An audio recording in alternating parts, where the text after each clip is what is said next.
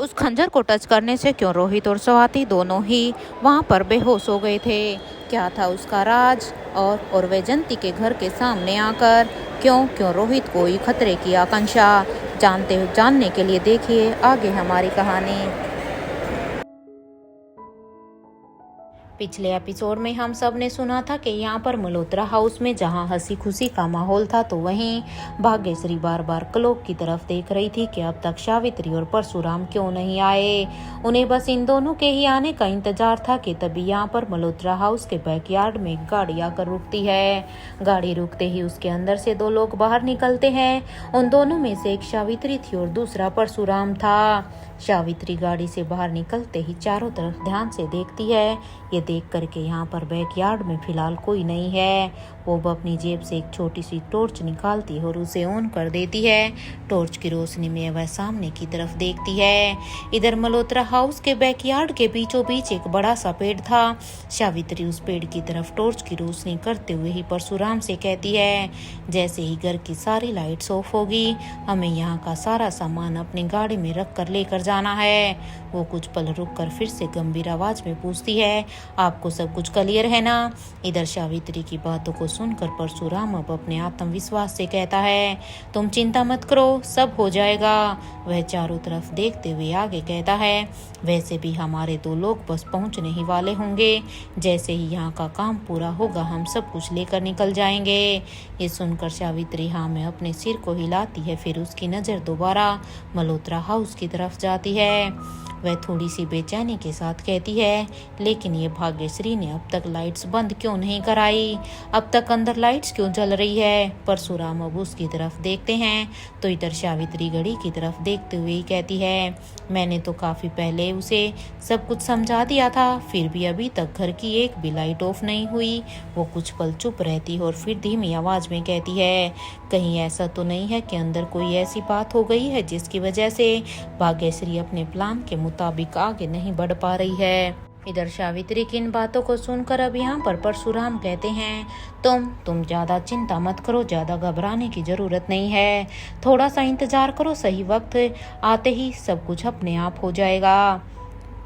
इधर अब यहाँ पर सावित्री कहती है, लेकिन मैं तो उसे कब से सिग्नल दे रही हूँ। सावित्री की बात सुनकर परशुराम ने उसे शांत रहने का इशारा करते हुए कहा, रिलैक्स, मैंने कहा ना, शांत हो जाओ, सब हो जाएगा।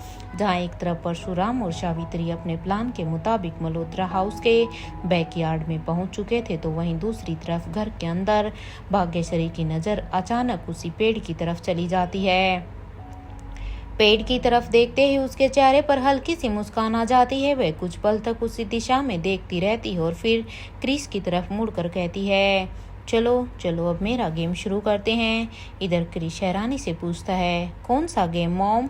तो यहाँ पर अंजलि मुस्कुराते हुए कहती है, तू जाकर मेन स्विच ऑफ कर। क्रिस अब तुरंत समझ जाता है कि उसकी माँ आखिर क्या करने वाली है। वह थोड़ा सा हिचकिचाते हुए ही कहता है, लेकिन मॉम, लाइट तो बंद हो जाएगी ना? तभी लक्ष्य यहाँ पर अंजलि उनकी बात बीच में ही रोकते हुए कहती है, बेटा माँ की बात को कभी नहीं नकारते। मैं जैसा कह रही हूँ अभी के लिए वैसा करो, क्योंकि ये भी हमारे गेम का एक पार्ट है। अब जाओ, जाकर लाइट को ऑफ कर दो। ये सुनकर कृषभ मुस्कुराते हुए ही कहता है, ओके मॉम, और ये कहते हुए वो तेजी से बाहर की तरफ चला जाता है। कुछ ही देर बाद अचानक पूरे मल्होत्रा हाउस की मेन लाइट्स ऑफ हो जाती हैं। हॉल में अभी यहाँ पर अंधेरा छा जाता है।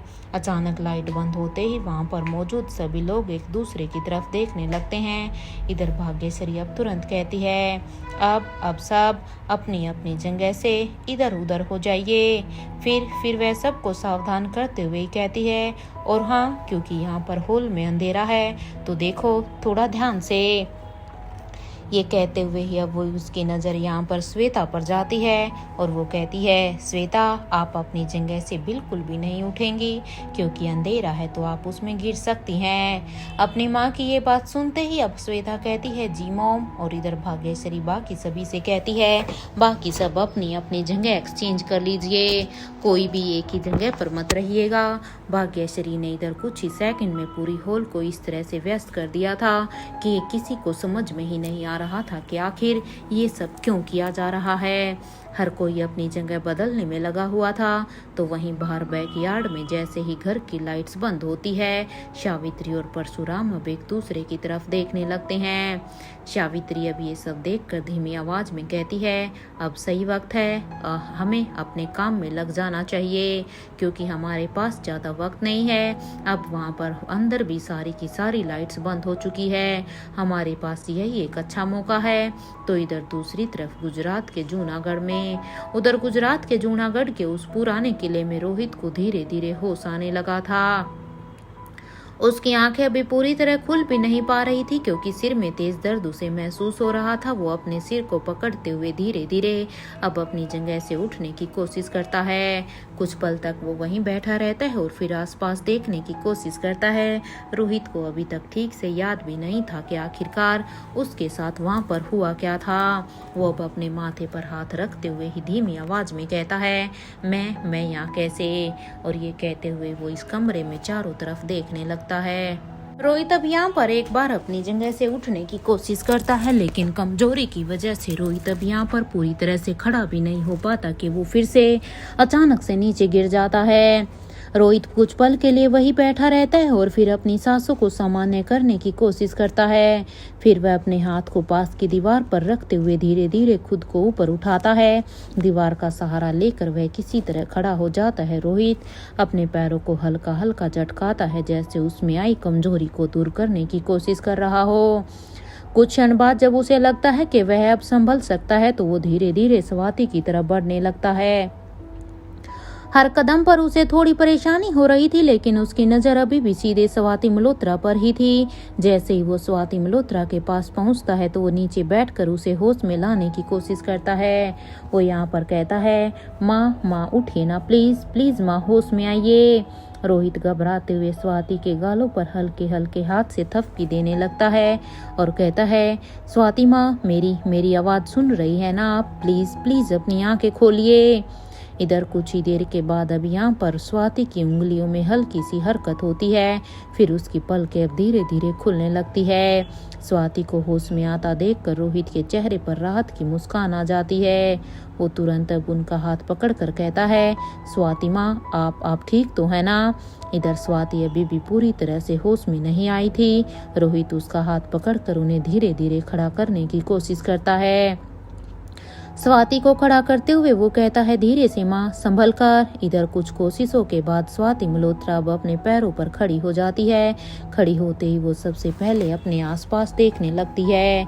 अचानक उनकी नज़र फिर से उसी खंजर की तरफ चली जाती है और उसी खंजर को देखते हुए वो हैरानी से रोहित की तरफ देखकर कहती है, ये कैसा खंजर है रोहित? इधर रोहित भी एक बार उस खंजर की तरफ देखता है और कहता है, पता नहीं माँ, लेकिन अब मुझे लगता है कि अब हमें यहाँ से चलना चाहिए।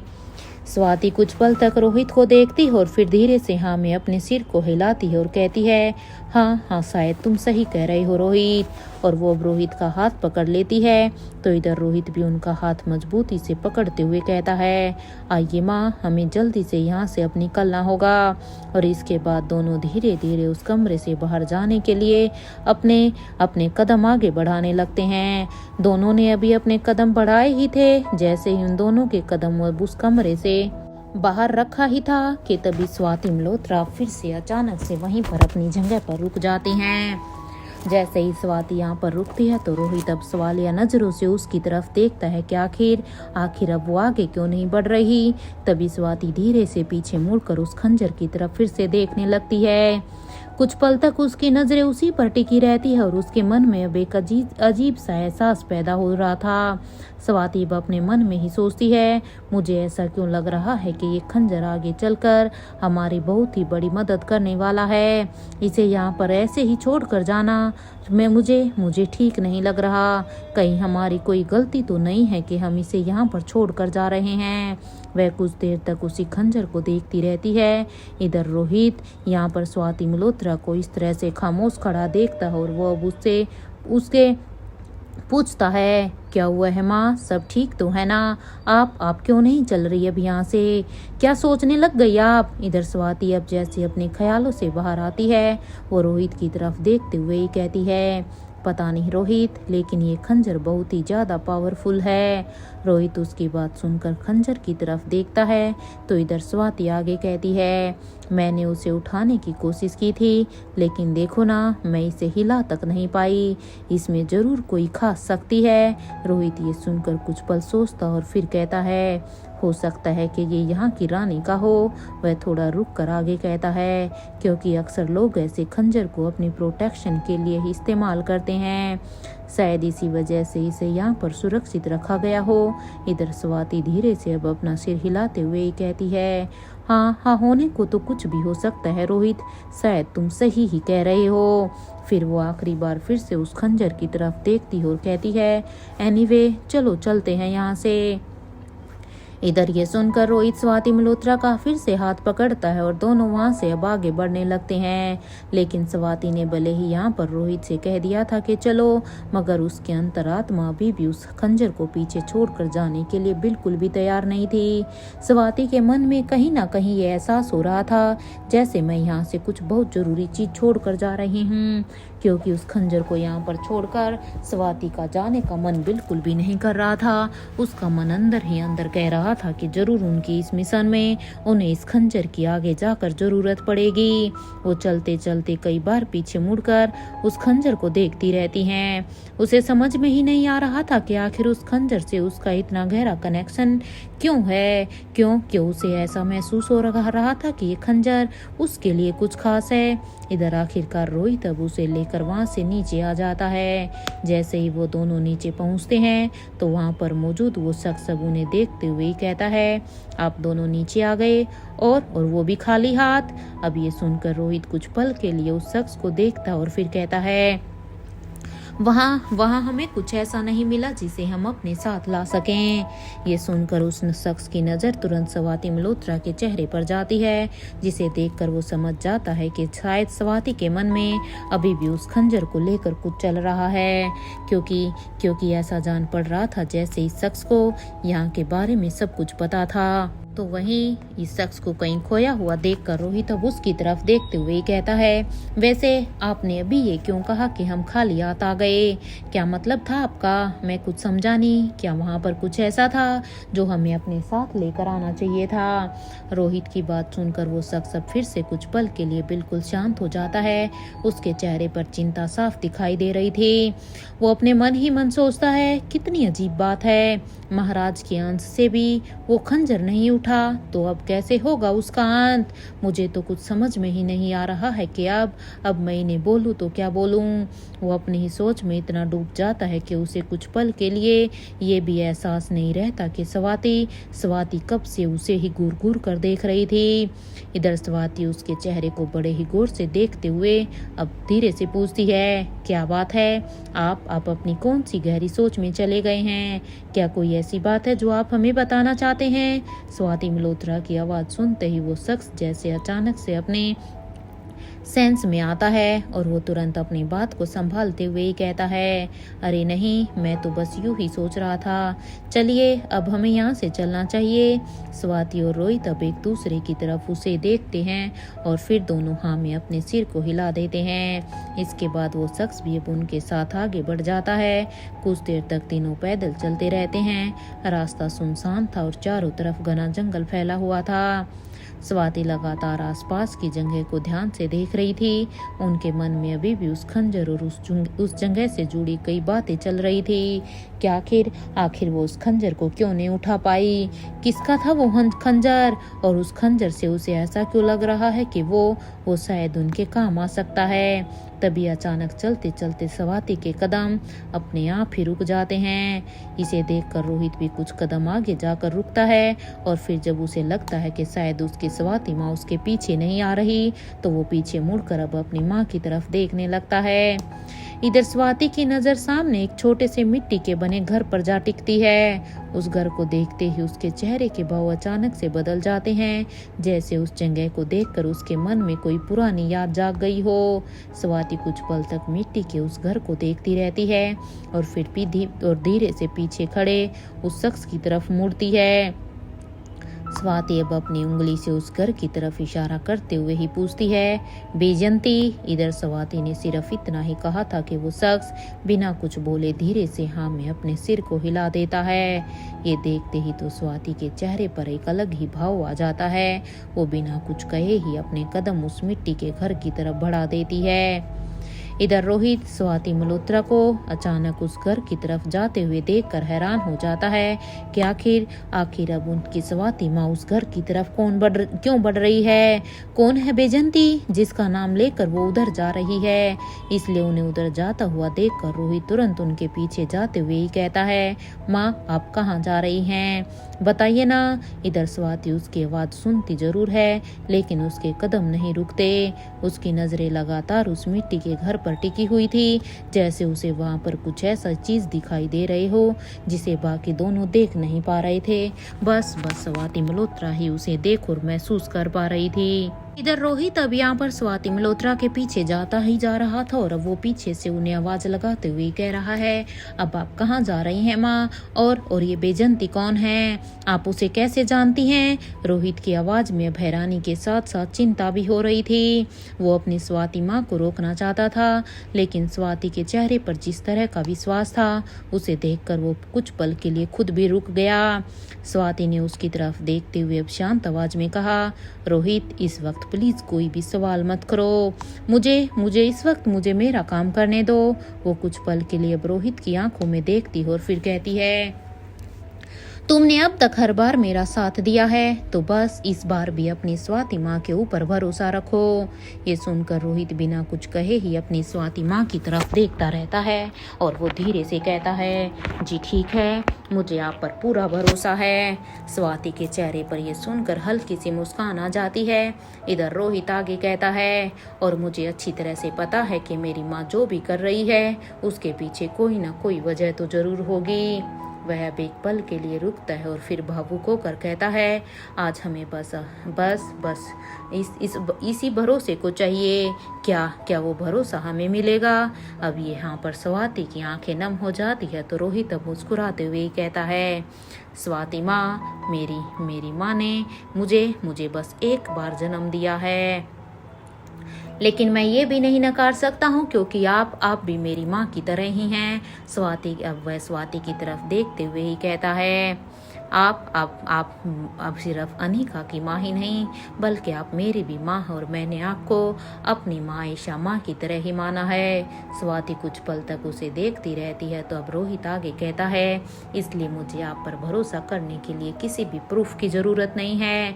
आप जो भी करेंगे सही करेंगी, मुझे अच्छी तरह से पता है। आप जब चाहें मुझे इस सब के बारे में बता सकती हैं। इधर स्वाति भी यहाँ पर उसके सिर पर प्यार से हाथ रखते हुए ही कहती है, थैंक यू रोहित। और फिर वो गंभीर होकर कहती है, अब चलो जल्दी से। और ये कहते हुए स्वाति मल्होत्रा तेजी से अपने कदम बेजंती के घर की तरफ बढ़ा देती है तो रोहित भी उसके पीछे पीछे चल पड़ता है और वह उस रहस्यमयी शख्स से भी अब कुछ दूरी बनाए हुए उनके साथ आगे बढ़ता जा रहा था। कुछ ही देरी के बाद तीनों अब उस मिट्टी से बने उस छोटे से घर के सामने पहुंच जाते हैं। ये घर बिल्कुल शांत था, दरवाजा बंद था और आसपास दूर दूर तक किसी इंसान की मौजूदगी तक दिखाई नहीं दे रही थी। रोहित कुछ पल तक दरवाजे को ध्यान से देखता रहा, फिर वह स्वाति और उस शख्स की तरफ मुड़कर कहता है, आप दोनों थोड़ा पीछे हो जाइए। इधर स्वाति मल्होत्रा उसकी बात को सुनकर बिना कोई सवाल किए कुछ कदम पीछे हट जाती है। वह रहस्यमयी शख्स भी अब स्वाति के साथ पीछे हो जाता है। इधर रोहित दरवाजे के पास सामने आता है और एक पल के लिए उसे अब गौर से देखता है, फिर वो पीछे हटकर अपने पैर को मजबूत तरीके से जमीन पर टिकाता है और पूरी ताकत के साथ अब उस दरवाजे पर एक जोर की लात मारता है। इधर ये लात लगते ही दरवाजा भी यहाँ पर एक जोरदार आवाज के साथ खुल जाता है। जैसे ही ये दरवाजा खुलता है तो रोहित बिना एक पल गवाए अब अपने कदम अंदर की तरफ बढ़ा देता है। स्वाति और वो शख्स वो भी अब उसके पीछे पीछे इस घर के अंदर आ जाते हैं। जैसे ही तीनों अब इस घर के अंदर पहुंचते हैं तो वो अपनी अपनी नजरें चारों तरफ दौड़ाने लगते हैं। घर के अंदर रखा हुआ हर सामान काफी पुराना दिखाई दे रहा था। दीवारों पर धूल जमी हुई थी और कई जगहों पर ऐसा लग रहा था जैसे लंबे समय से किसी ने उस जगह को छुआ तक भी नहीं था। तीनों एक एक चीज को बहुत ही ध्यान से देखने लगते हैं। तभी रोहित की नजर अचानक खिड़की के पास रखे कुछ पौधों के ऊपर जाती है। उन्हें देखकर रोहित वहीं पर ही रुक जाता है। उसकी नज़र उन पौधों पर टिक जाती है। अचानक अब उसके दिमाग में एक बात आती और वो तुरंत अपने कदम खिड़की की तरफ बढ़ा देता है। जैसे ही रोहित वहां पर पहुंचता है तो वह उन पौधों को ध्यान से देखने लगता है। रोहित अब मन ही मन सोचता है, यहाँ पर रखी हर चीज इतनी पुरानी है जिसे देखकर ऐसा लग रहा है जैसे यहाँ पर सालों से कोई भी नहीं आया है। मानो सालों से ये घर यहाँ पर बंद था। अब वो पौधों की हरी पत्तियों को देखते हुए आगे सोचता है, लेकिन ये पौधे तो अभी भी इतने हरे भरे कैसे हो सकते हैं? जब यहाँ पर सालों से कोई नहीं आया तो अब तक तो इनका नामो निशान भी यहाँ नहीं होना चाहिए था। वह कुछ पल तक उन्हें गौर से देखता रहता है और सोचता है, आखिर इसकी वजह क्या हो सकती है? क्या कोई ऐसा है जो यहाँ पर आता जाता है? रोहित की नज़र अब पूरे कमरे में घूमने लगती है। ओ गॉड, अब मेरी बात सही है, तो इसका मतलब इस वक्त भी कोई यहाँ हो सकता है। ये सोचते हुए ही रोहित धीरे से पीछे की तरफ देखने लगता है और सोचता है, और अगर यहाँ पर कोई हो है तो हो सकता है कि वो अभी उसकी नज़र हम सभी के ऊपर ही हो। रोहित इधर अपनी सोच में इतना खो गया था कि उसे पीछे खड़ी स्वाति मल्होत्रा का भी ध्यान नहीं रहा। तभी अचानक उसके कानों में स्वाति की आवाज़ आती है, रोहित। इधर स्वाति ने अभी इतना कहा ही था कि रोहित तुरंत पीछे मुड़ता और अपने हाथ के इशारे से अब स्वाति को कुछ भी कहने से रोक लेता है। उसकी नजरें अब स्वाति पर नहीं थी बल्कि कमरे में एक कोने पर टिकी हुई थी, जैसे उसे अचानक से वहां किसी की मौजूदगी का एहसास हो रहा हो। इधर जैसे ही रोहित ने स्वाति मल्होत्रा को कुछ भी कहने से चुप किया तो स्वाति मल्होत्रा हैरानी से रोहित को देखती है, लेकिन वो जानती थी कि जरूर रोहित को यहाँ पर कुछ ऐसा लग रहा है जो यहाँ पर कहना ठीक नहीं है। इधर रोहित अब धीमी आवाज में कहता है, मेरे ख्याल से अब हमें यहाँ से चलना चाहिए। ये सुनकर स्वाति कुछ पल के लिए बिल्कुल शॉक हो जाती है, क्योंकि वो लोग बस अभी यहाँ पर आए थे। वो अब हैरानी से रोहित को ही देखने लगती है, जैसे समझने की कोशिश कर रही हो कि आखिर अचानक से ऐसा क्या हुआ है कि रोहित यहाँ से जाने की बात कर रहा है। लेकिन रोहित बिना कुछ कहे अपनी आंखों के इशारों से उसे किसी भी तरह का रिएक्शन देने से भी मना कर देता है। उसके चेहरे पर एक अलग ही गंभीरता थी। स्वाति रोहित की बातों को समझ जाती है और चुप रहती है। इधर रोहित तुरंत वहां से बाहर निकलने लगता है। उसके पीछे पीछे स्वाति और वो शख्स भी अब उस घर से बाहर आ जाते हैं। तीनों बिना आपस में कोई बात किए आगे की तरफ बढ़ने लगते हैं। रोहित के कदम भले ही सामान्य दिखाई दे रहे थे, लेकिन उसकी नजरें लगातार आसपास की जगह को ध्यान से देख रही थी। वह कहीं दाईं तरफ देखता तो कभी बाईं तरफ। कुछ दूर जाने के बाद अचानक रोहित की नज़र किसी शख्स से मिलती है। दोनों के बीच में कुछ सेकंड के लिए एक सीधा आई कांटेक्ट होता है। रोहित उस शख्स को देखते ही बिना कोई रिएक्शन दिए वहां से आगे निकल जाता है। इधर स्वाति ने रोहित का पूरा एक्शन अच्छी तरह से नोटिस कर लिया था।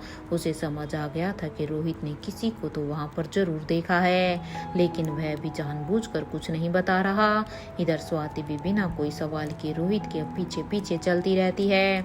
तीनों जैसे जैसे वहां से अब आगे बढ़ते जाते हैं तो उनके पीछे एक शख्स की नजर लगातार उन सभी के ऊपर बनी हुई थी।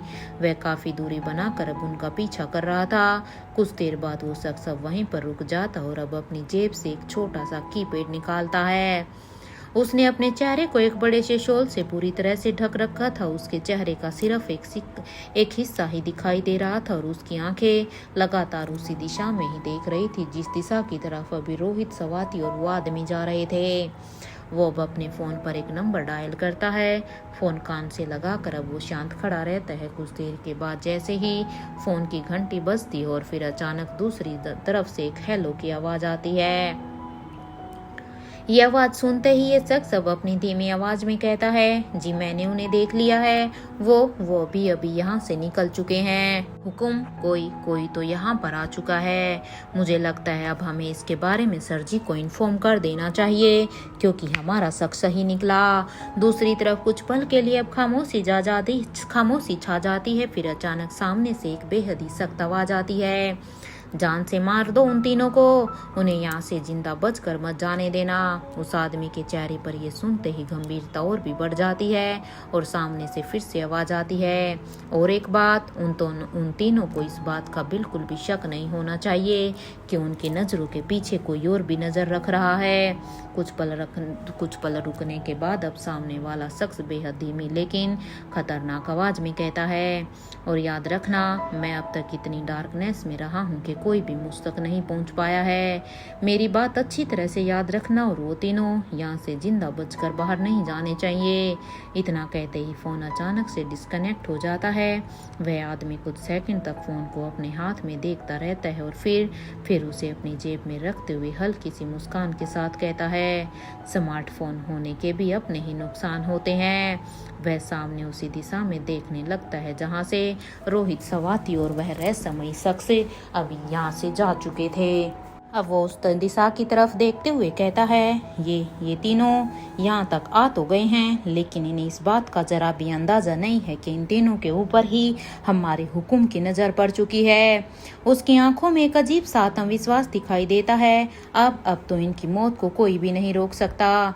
ये कहते हुए ही वह दोबारा अपना फोन निकालता और किसी दूसरे नंबर पर कॉल कर देता है। कुछ देर तक फोन की घंटी बजती रहती है, फिर सामने से आवाज आती है, हेलो। तो वो आदमी अब तुरंत कहता है, जितनी जल्दी हो सके तुम लोगों को यहाँ पर जल्द से जल्द यहाँ पर आ जाना चाहिए, क्योंकि यहाँ पर 3 शिकार आए हुए हैं। हमें उन तीनों का ही शिकार करना है, और देखो यहाँ पर आने में बिल्कुल भी देरी नहीं होनी चाहिए। इस बात पर उन्हें सामने से आवाज आती है, ठीक है, हम सभी बस वहीं पर ही आ रहे हैं। इतना सुनते ही उस आदमी ने अपने फोन को डिस्कनेक्ट कर दिया और अपने कदमों को उन तीनों की तरफ वो बढ़ा देता है, ताकि वो उन तीनों के ऊपर ही अपनी नजर रख सके कि वो आखिर किस तरफ गए हैं। तो इधर यहाँ पर बूढ़े किंग के पैलेस में अवंतिका अब तक बच्चों के रूम में पहुंच चुकी थी। उसने अभी बच्चों से कहा था चेंज करके आने के लिए, तो वहीं अब तक वो तीनों बच्चे चेंज करके वहां पर आ जाते हैं। इधर अवंतिका अब दोनों ही लड़कों की तरफ अब अपना टॉवल बढ़ाते हुए ही कहती है, लो अपने बालों को अच्छी तरह से सुखाओ, वरना तुम्हें सर्दी लग जाएगी। आर्यन और अलेक्जेंडर अब उनके हाथों से टॉवल लेते हुए ही कहते हैं, जी थैंक यू सो मच, और दोनों अपने बालों को अच्छी तरह से सुखाने लगते हैं। तो वहीं अब अवंतिका रिया के पास बैठकर उसके गीले बालों को टॉवल से धीरे धीरे सुखाने लगती है। कुछ पल बाद वो मुस्कुराते हुए पूछती है, सो बताओ कैसा रहा आज का ये एक्सपीरियंस। अब अवंतिका यानी अपनी ब्यूटीफुल लेडी के मुंह से ये बात सुनते ही रिया तुरंत अब अपना चेहरा बनाते हुए ही कहती है, बड़ी हमेशा ही हमें शौक क्यों देते हैं ब्यूटीफुल लेडी, उन्हें ऐसा करके क्या मिल जाता है। ये तो कोई गुड हैबिट नहीं है ना, कि किसी को इस तरह से परेशान करना और उसे इतना टॉर्चर करना। रिया की बात सुनते ही तो अब यहाँ पर अवंतिका मुस्कुराने लगती है। वह उसके बालों को सुखाते हुए ही कहती है, लगता है हमारी रिया का एडवेंचर से मन भर गया है। हाँ, इसीलिए शायद वो इस तरह से शिकायत के लहजे से कह रही है। ये सुनते ही अब रिया तुरंत अवंतिका की तरफ देखकर कहती है, मैंने ऐसा कब कहा ब्यूटीफुल लेडी कि मेरा एडवेंचर से मन भर गया। ये कहते हुए रिया कुछ पल तक रुकती है और फिर वो बड़े ही उत्साह के साथ अब अपनी बात को आगे बढ़ाते हुए ही कहती है, मुझे तो एडवेंचर बहुत ही पसंद हैं, लेकिन बड़ी के एडवेंचर ने तो आज मेरी जान ही निकाल दी। अरे आज अगर मेरी जान निकल जाती तो उन्होंने मुझे जिस तरह से फेंका था। ये सुनते ही आर्यन और अलेक्जेंडर एक दूसरे की तरफ देखने लगते हैं और वो हंसने लगते हैं। इधर अपने दोनों भाइयों को इस तरह से अपनी बात पर हंसता हुआ देखकर रिया दोनों को अब घूरते हुए ही कहती है, तुम दोनों हंस क्यों रहे हो? तुम दोनों की हालत भी तो मेरे जैसी ही हुई थी ना, तो आप अब क्यों हंस रहे हो? मैंने कौन सा कुछ गलत कहा? ये सुनकर अब आर्यन कहता है, मेरी तो फिर भी ठीक थी रिया, लेकिन तुम तो बड़ी को खुद बोलकर उस गेम में शामिल हुई थी। अरे हमारा तो समझ में आता है, क्योंकि हम अपनी मर्जी से उस गेम में नहीं गए थे, लेकिन तुम्हारा तो वो हाल हो गया, आप बैल मुझे मार। अरे तुम तो खुद उस गेम में घुसने के लिए वहां पर चली गई। रिया भी ये सुनते हुए अपना मुंह बनाते हुए कहती है, हाँ तो मुझे क्या पता था आर्यन कि बड़ी गेम के नाम पर मुझे पानी के अंदर भेज देंगे। मुझे नहीं पता था कि वहाँ पर क्या हो रहा है। मैंने तो जब उन्हें अलेक्जेंडर के साथ खेलते हुए देखा तो बस मेरा भी उनके साथ वो गेम खेलने का मन कर गया। मुझे क्या पता था कि वहाँ पर वो सब हो रहा है। मुझे किसी ने पहले बताया थोड़ी ही ना था। अब अलेक्जेंडर अपने बाल सुखाते हुए ही कहता है, तुम्हें तो फिर भी वार्निंग मिल गई थी रिया, लेकिन मुझे तो सीधा ही बालकनी से नीचे भेज दिया गया था। ये सुनते ही रिया की आंखें बड़ी बड़ी हो जाती और वो कहती है, ओ हाँ, तुम्हें तो बड़ी ने पैरासूट के साथ नीचे फेंक दिया था। ये सुनकर अलेक्जेंडर अब उसे घूरते हुए कहता है, और तुम्हें लगता है कि वो कम डेंजरस था? हाँ, यही सोचती हो ना तुम? अरे मुझे तो पैराशूट के बारे में ज़्यादा पता भी नहीं था। रिया कुछ पल सोचती और फिर धीरे से कहती है, ठीक है, वो भी थोड़ा ज़्यादा था, मैं मानती हूँ। उन तीनों की बातें सुनकर अवंतिका के चेहरे पर भी मुस्कान आ जाती है। वह रिया के बालों को धीरे धीरे सुखाते हुए ही कहती है, वैसे एडवेंचर अपनी जगह हैं, लेकिन आज तुम तीनों ने बहुत कुछ सीखा है। तुम्हें अब समझना होगा कि तुम्हारे बड़ी तुम्हें परेशान करने के लिए ये सब नहीं कर रहे हैं। वो तुम्हें किसी चीज के लिए तैयार कर रहे हैं, वो तुम्हें कुछ सिखा रहे हैं। अब ये सुनते ही रिया तुरंत कहती है, तो फिर किस लिए कर रहे हैं? अगर वो हमें परेशान नहीं कर रहे ब्यूटीफुल लेडी, तो बताओ ऐसा क्यों कर रहे हैं हमारे साथ? हम बच्चे हैं अभी। अवंतिका ये सुनकर कुछ पल के लिए रुकती और फिर कहती है, वो ऐसा इसलिए कर रहे हैं ताकि जब भी तुम तीनों को सच में किसी मुश्किल सिचुएशन का सामना करना पड़े, तब तुम्हें किसी के पीछे छिपने की जरूरत ना हो। तुम उस मुसीबत का सामने खड़े होकर उसका डट कर सामना कर सको। ये सुनते ही रिया कुछ देर के लिए शांत हो जाती है और वो अब अपने दोनों ही भाइयों की तरफ देखती है और फिर धीरे से कहती है, मतलब आप ये कहना चाहती है कि बड़ी हमें स्ट्रॉन्ग बना रहे हैं? अवंतिका मुस्कुरा कर कहती है, हाँ बिल्कुल। ये सुनकर रिया के चेहरे पर फिर से मुस्कान आ जाती है और वो अपने हाथों को कमर पर रखते हुए ही कहती है, ठीक है, तो फिर अगली बार मैं तो अपनी पूरी तैयारी के साथ वहाँ पर जाऊंगी। अगर ऐसा ही है तो फिर मैं अपना पूरा 100% दूंगी। ये सुनते ही बारियन तुरंत कहता है, नहीं, अगली बार तुम बड़ी से कहना कि पहले मुझे बता दे कि प्लान क्या है। अब ये सुनते ही तो अलेक्जेंडर की हंसी छूट जाती है और अलेक्जेंडर भी अब हंसते हुए कहता है, हाँ रिया, आर्यन बिल्कुल सही कह रहा है, वरना हमारी छोटी बहन फिर कोई नया एडवेंचर खुद ही चुन लेगी। अब अपने दोनों भाइयों को अपनी तरफ इस तरह से हंसता हुआ अपने ऊपर देखकर अब रिया कहती है, आप दोनों सच में बहुत ही बुरे भाई हो। अब अवंतिका ये सब देखकर मुस्कुराने लगती है। इधर कमरे का माहौल कुछ ही पलों में फिर से हंसी मजाक से भर जाता है।